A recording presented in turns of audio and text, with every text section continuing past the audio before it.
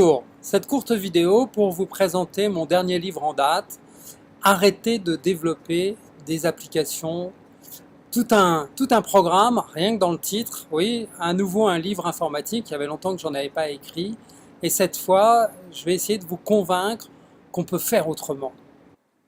Vous l'aurez compris, l'idée force de ce livre, c'est un format court, pas plus de 10 chapitres, des chapitres courts, percutants, incisifs, de façon à permettre de faire passer l'idée. Et cette idée, en fait, ça faisait très longtemps que je l'avais en moi, ça faisait très longtemps que j'y réfléchissais, ça faisait très longtemps que je me disais, il y a une anomalie, les entreprises développent beaucoup trop d'applications, est-ce qu'on peut y faire quelque chose ? Donc ce que je vous propose à partir de là, c'est de passer en revue justement ces 10 chapitres pour en voir le contenu, voir un peu quel est le projet sous-jacent derrière ce livre. Commençons par le chapitre 1, évidemment. Donc dans le chapitre 1, on récapitule le constat, c'est-à-dire que les projets informatiques, c'est comparable à un bain de sang. Il y a jusqu'à 50% des projets qui sont en échec. Alors il faut définir ce que c'est qu'une réussite, ce que c'est qu'un échec. On dit qu'un projet informatique est en échec à partir du moment où il n'atteint pas les objectifs en termes de délai, en termes de budget et en termes de fonctionnalité. Et donc, évidemment, il y a très peu de projets qui passent là-bas, il y a très peu de projets qui sont des réussites. Pourquoi ? On le sait tous, à partir du moment où on a été une fois impliqué dans ce genre de développement, on sait que ça coûte cher, que c'est long, que c'est difficile à mettre au point. Et comme justement c'est long, on se retrouve souvent avec des applications qui sont déjà démodées alors qu'elles sont à peine disponibles. Et puis surtout, c'est très très difficile à conceptualiser parce que les utilisateurs savent pas vraiment ce qu'ils veulent, ils ont beaucoup de mal à l'exprimer. Et donc on se retrouve avec une application qui est en quelque sorte un brouillon de ce qu'il fallait faire et qui permet de comprendre que ce qu'on a fait, c'est pas ce qu'il fallait faire et du coup permet de mieux comprendre ce qu'on voudrait effectivement. Donc on s'aperçoit que, comme le disait Brooks, prévoyez de mettre votre première version à la poubelle puisque c'est ce que vous ferez de toute façon. Et c'est exactement ça. On s'aperçoit qu'on a besoin d'une démarche itérative, on a besoin d'une démarche en plusieurs cycles parce que le premier cycle ne peut pas être satisfaisant. Et alors, récemment, dans l'actualité, on a eu des exemples malheureux, plusieurs. Alors, sans doute, vous avez entendu parler de Louvois, le logiciel de paye des militaires qui a été abandonné il y a peu de temps. Également Sirène pour l'éducation nationale et ONP, le logiciel national de paye, l'opérateur national de paye. Tous ces projets, ces 3 projets, à eux tout seuls, ils ont cramé près d'1 milliard d'euros. Donc c'est pas rien. Alors il faut pas mettre le haro sur l'administration française, encore qu'il y aurait beaucoup à dire, parce que c'est la même chose partout, y compris dans les autres pays et y compris dans le privé. Simplement dans le privé, ils peuvent ne pas en faire la publicité, alors que tout ce qui se passe dans les administrations est sous le microscope de la presse. Alors pourquoi cette situation ? Eh bien parce que, pour plusieurs raisons, mais entre autres, j'ai déjà dit que la conception des logiciels était difficile parce que les utilisateurs ont du mal à exprimer, et ça c'est vrai, et donc du coup, il faut développer plusieurs fois pour avoir une version finale utilisable. Et aussi que la technique est en évolution permanente, il n'y a pas de stabilité, et ça ajoute encore à la difficulté. Mais alors, pourquoi tout le monde le fait ? Ça, c'est le titre du chapitre 2. Et effectivement, c'est la question qu'on a envie de se poser. Si c'est un bain de sang, pourquoi est-ce que toutes les organisations se précipitent encore et toujours à faire ces applications, ces projets qui se terminent mal ? Eh bien, tout simplement parce que dans le milieu informatique, il y a une propagande qui est omniprésente, très active et très efficace.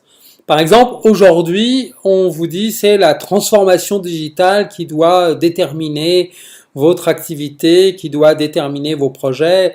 En fait, c'est tout le temps comme ça. Il y a tout le temps une nouvelle mode pour justifier de remettre le couvert, tout simplement parce que c'est un business qui est très profitable pour ce microcosme composé principalement des SS2I et aussi un peu des éditeurs. Et c'est pour ça qu'on n'arrête pas de faire et de refaire tout le temps, encore et tout le temps, des nouveaux projets, des nouvelles applications, alors qu'on sait, et il y a des études là-dessus, qu'environ 45% des fonctions d'un système d'information sont simplement jamais utilisées. Donc, il faut arrêter de se faire enfumer par cette propagande continuelle qui vous dit que l'informatique est stratégique. On sait que c'est pas vrai, que c'est celle qui va vous permettre de faire la différence sur vos concurrents, c'est celle qui va vous permettre de mieux gérer, développer des nouvelles applications, ça va vous permettre de moins dépenser. Tout ça, c'est des mensonges qui sont maintenant avérés depuis des années et des années. Donc voilà la raison pour laquelle tout le monde se précipite à faire des applications, des nouvelles applications informatiques, alors qu'il ferait mieux de rester tranquille. Le chapitre 3 est un bref rappel historique, comme je l'ai dit dans le titre, pour situer les choses, parce que c'est toujours nécessaire, en fait, d'avoir une remise en perspective pour mieux comprendre la situation actuelle. Et là, on voit que au début de l'informatique d'entreprise, c'était normal de développer parce que tout était à faire, les outils étaient rares, les applications n'existaient pas, et donc il n'y avait pas de solution. Et c'est à ce moment-là que la première crise du logiciel a frappé, c'est-à-dire qu'il y avait des temps d'attente très importants pour tous les projets, tout simplement parce qu'il n'y avait pas assez de personnel et que le personnel était très occupé à développer les applications déjà demandées et ça prenait beaucoup de temps, c'était très difficile. Donc on a tout de suite été confronté au problème des projets informatiques qui sont difficiles à faire aboutir. La solution, c'était d'utiliser des progiciels. Alors ce terme de progiciel, il remonte à 73, il a été défini en France. Mais le secteur économique des logiciels prêts à l'emploi commence véritablement en 69 avec le virage d'IBM qui décide de vendre les logiciels, le service, la formation à part. C'est ce qu'on a appelé l'unbundling. Les premiers succès, donc dans les années 70, c'est Man, un MRP, et puis le vrai premier gros succès, la vraie première grosse percée, c'est le SAP allemand dans les années 80, puis ensuite dans les années 90. Le PC, lui, fonctionne principalement à base de progiciels, puisque ce sont les suites bureautiques. Le problème, c'est que les progiciels PC sont confinés dans cette niche, qui est la suite bureautique, et vont pas tellement ailleurs. Donc si on veut pouvoir gérer son activité, eh bien, il faut développer des applications. Et avec le PC est arrivée l'architecture client-serveur. Le développement est resté très difficile et les échecs très très nombreux. À partir du début des années 2000, là, on commence à voir apparaître l'informatique cloud, l'informatique dans les nuages, qui bouscule l'informatique classique. Et l'offre de progiciels s'adapte à cette nouvelle donne. Donc c'est dans un premier temps les ASP, puis rapidement ça devient le SaaS. Alors pourquoi la personnalisation est-elle une mauvaise idée? Parce que c'est pas seulement le développement logiciel qui est problématique, c'est que si on a recours à un progiciel mais qu'on s'efforce de le personnaliser et de le personnaliser à outrance, eh bien on fait pire que mieux, c'est-à-dire que ça sert à rien dans ce cas-là de choisir un progiciel. On a l'exemple absolu avec SAP justement où il est nécessaire de personnaliser parce que out of the box SAP est quasiment inutilisable. Mais la personnalisation à outrance, c'est la notion de je vais contourner les fonctions induites par le progiciel pour imposer ma façon de voir les processus. C'est ça la personnalisation à outrance et c'est pas mieux, voire même pire encore que le développement spécifique. Et c'est vraiment propre au milieu informatique, hein, cette frénésie du sur-mesure. On le voit pas dans les autres secteurs. Bien sûr, une compagnie aérienne, par exemple, quand elle commande un avion, elle va pouvoir choisir l'aménagement intérieur de l'avion, elle va aussi pouvoir choisir le type de moteur dans le cadre du choix défini par le constructeur. Hein. On ne peut pas mettre n'importe quoi non plus. Mais ça s'arrête là. En informatique, on peut faire tout et surtout n'importe quoi, et on ne s'en prive pas. Alors, dans le chapitre 5, on va voir ce qui a changé d'important depuis les débuts héroïques de l'informatique d'entreprise. Alors, c'est principalement pendant les années 2000 où on a eu un premier choc avec le livre de Nicolas Card, dont j'ai mis la couverture sur ce slide, Does IT Matter, où justement Nicolas Card pulvérise la notion d'informatique stratégique, et c'était nécessaire. L'informatique peut pas plus targuer d'être absolument stratégique parce qu'elle est largement disponible, et ce que fait votre concurrent, vous pouvez le faire aussi, et vice versa. Le second choc, c'est la montée du cloud et du SaaS qui ont changé assez largement la disponibilité des logiciels, principalement à travers des pionniers comme Salesforce, qui ont rendu beaucoup plus facile l'installation, pas d'installation à faire en vérité, et la mise en œuvre à bas coût de ces solutions prêtes à l'emploi. Il y a quand même des choses qui n'ont pas changé dans ce milieu, qui n'ont pas changé du tout. C'est l'instabilité technique permanente, puisqu'on évolue continuellement d'une mode à l'autre, d'une architecture à l'autre, de terminaux à l'autre, telle que l'irruption récente des terminaux mobiles.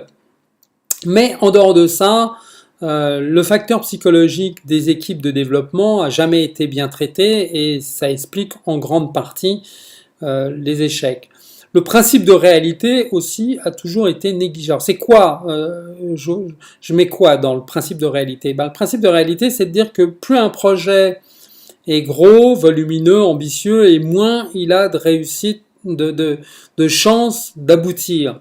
Or, ce qu'on voit, c'est la multiplication de projets beaucoup trop grands, justement, pour avoir une chance d'aboutir avec succès. Ce qu'on constate aussi, c'est une espèce de dérive où on voit que l'informatique encourage la paresse intellectuelle. C'est-à-dire que de plus en plus, on se dit, mon organisation est pas terrible, mais c'est pas grave, l'informatique va gérer ça, après tout c'est son rôle, donc je vais pas simplifier mes processus, je vais les donner à digérer à l'informatique, qui évidemment les digère mal, et ça fait encore un projet qui a échoué. Est-ce qu'on peut faire autrement? Oui, on peut faire autrement. Dans ce cas-là, comment peut-on faire autrement? D'abord, une fois de plus, il faut bien comprendre qu'il n'y aura pas de balle magique. La fameuse silver bullet de Fred Brooks. Ça n'arrivera pas, ça n'est pas arrivé lors des décennies précédentes, et c'est pas la peine de l'attendre. Un environnement de développement magique qui ferait tout et qui permettrait de développer autant qu'on veut, avec autant de profondeur qu'on veut, c'est nowhere, on ne le verra pas. Donc il faut faire autrement. Et faire autrement, ça veut dire systématiser le recours aux solutions SaaS, elles sont nombreuses, donc il y a dans cette offre forcément quelque chose qui peut vous convenir, et seulement en cas d'exception, avoir recours au développement, oui, quand même, un petit peu, au développement de ce que j'appelle les micro-applications. Alors, qu'est-ce que c'est que ces micro-applications? Alors, les micro-applications, on peut les définir assez simplement, c'est des applications dont la durée de développement se mesure en semaines hommes. Une semaine homme, 2, 3 maximum, pas plus. Dès que vous commencez à raisonner en mois homme, vous allez dans le mur, vous êtes à côté de la plaque, et ça, forcément, ça se terminera mal. De même, il faut s'appuyer sur les démarches agiles pour développer ces micro-applications en utilisant des outils de développement type low-code qui sont en ce moment en plein boom. Alors, les démarches agiles, et je dis bien démarches agiles et non pas méthode, c'est justement d'imaginer plusieurs itérations, faire des livraisons partielles mais souvent, de façon à avoir un retour utilisateur en permanence. Ça fait qu'on n'a pas d'effet tunnel, on reste pas des mois à développer son truc dans son coin pour ensuite s'apercevoir que la situation a changé ou que l'utilisateur a changé d'avis. Non, là on itère un maximum. Chaque fin de semaine, il y a une livraison de façon à vérifier qu'on est bien dans les clous, qu'on est bien toujours en phase avec le besoin, avec les attentes.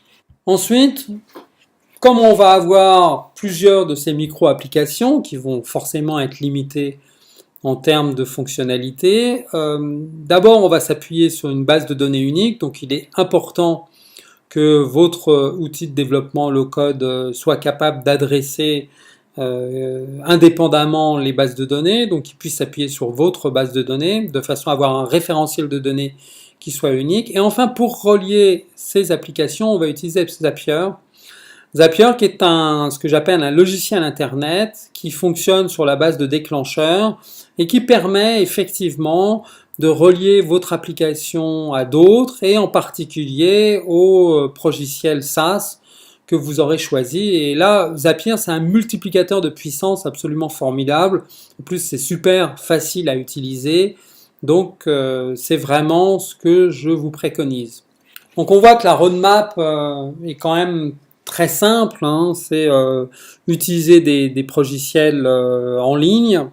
Donc, l'offre SaaS, c'est minimiser le développement d'applications à travers les micro-applications qu'on va développer dans des temps très courts, avec beaucoup d'itérations, qu'on va relier entre elles à travers une base de données unique et une colle logicielle façon Zapier. Et ça va vous permettre de reprendre le contrôle de votre destin, reprendre le contrôle de votre informatique et d'optimiser votre DSI, d'aller enfin vers une informatique raisonnable, d'arrêter de vous laisser mener par les modes tels que en ce moment la transformation digitale, ce qui veut absolument rien dire en fait, hein, c'est vraiment du flan. Il faut arrêter de se faire avoir par ces trucs-là. En conclusion, le taux d'échec des projets est une situation absolument anormale et il faut s'en rendre compte. Et d'ailleurs, les démarches agiles, c'est un signe que c'est une situation anormale, c'est une réaction saine.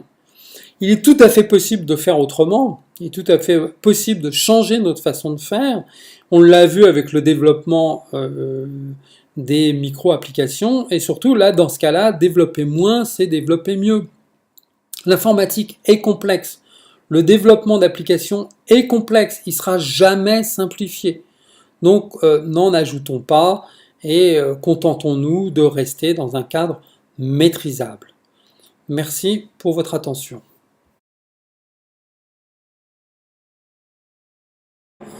Dont le titre est « Arrêter de développer des applications informatiques ». L'hélico qui passe. Il va falloir recommencer.